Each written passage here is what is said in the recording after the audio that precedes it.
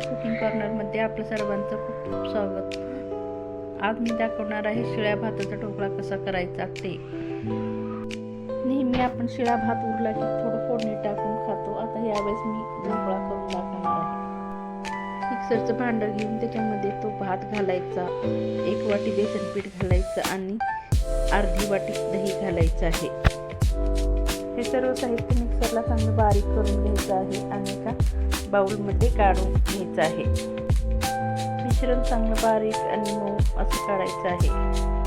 पाणी घालून चांगलं बारीक वाटून घ्यायचं आहे. आणखी घट्ट वाटलं तर थोडंसं आवश्यकतेनुसार पाणी घालायचं आहे आणि चमच्याने चांगलं फेटून घ्यायचं आहे.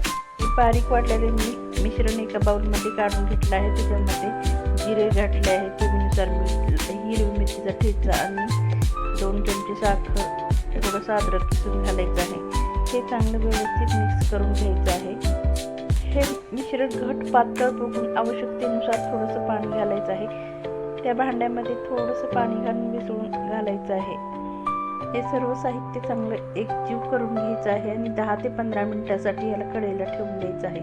गॅस चालू करून गॅसवर कढई ठेवायची आहे आणि कढईमध्ये 2 ग्लास पाणी घालायचं आहे. त्यानंतर त्याच्यामध्ये आपल्याला एक स्टँड ठेवायचं आहे. स्टँड कशासाठी तर ताट ठेवल्यानंतर थोडंसं आदर व्हावं म्हणून. प्लेट घेऊन त्याला थोडंसं तेल लावून घ्यायचं आहे. तेल लावल्यानंतर हे प्लेट त्या कढईमध्ये ठेवायचं आहे आणि 5 मिनिटं वाफ काढून घ्यायची आहे. वरती झाकण ठेवून वाफ काढून घ्यायची आहे. 10 ते 15 मिनिट झालेले आहेत. पीठ छान भिजलेलं आहे. त्याच्यामध्ये आपल्याला अर्धा टीस्पून सोडा घालायचा आहे आणि चांगलं फेटून घ्यायचं आहे. मिश्रण चांगलं व्यवस्थित मिक्स झाल्यानंतर आपल्याला त्या कढईमध्ये प्लेटमध्ये घालून घ्यायचं आहे. हे ढोकळ्याचं बॅटर एकदम परफेक्ट झालेलं आहे. आता आपण ते कढईमध्ये ओतून घ्यायचं आहे. मी इथे भातामध्ये थोडंसं बेसन टाकलं होतं, तुम्ही रवा सुद्धा टाकू शकता. आता 5 मिनिटं झालेले आहेत. चांगली वाफ आली आहे. आता ते वरती झाकण काढून त्याच्यावर प्लेट चांगली गरम झालेली आहे. वाफ चांगली येत आहे. आता त्याच्यामध्ये आपल्याला हे ढोकळ्याचं मिश्रण घालून घ्यायचं आहे आणि वरती झाकण ठेवून 5 मिनिटं शिजू द्यायचं आहे. गॅसची फ्लेम मिडियमच ठेवायची आहे. 5 मिनिटं झालेली आहे. ढोकळ्याला चांगली वाफ आलेली आहे. तुम्ही बघू शकता ढोकळा किती छान झालेला आहे. मस्त असा ढोकळा तयार झाला आहे. आता आपण गॅस बंद करून घेऊयात आणि ते प्लेट काढून घेऊन ढोकळ्याचे छोटे छोटे पीस करून घ्यायचे आहेत. तुम्हाला पाहिजे तसे लहान मोठे पीस करू शकता. हा ढोकळा खायला खूप छान लागतो. कमी वेळेत तयार होतो. मुलांना सुद्धा खूप आवडेल. तुम्ही सुद्धा या प्रकारे एक वेळेस नक्की ट्राय करा. बघू शकता ढोकळा एकदम हलका हलका झालेला आहे.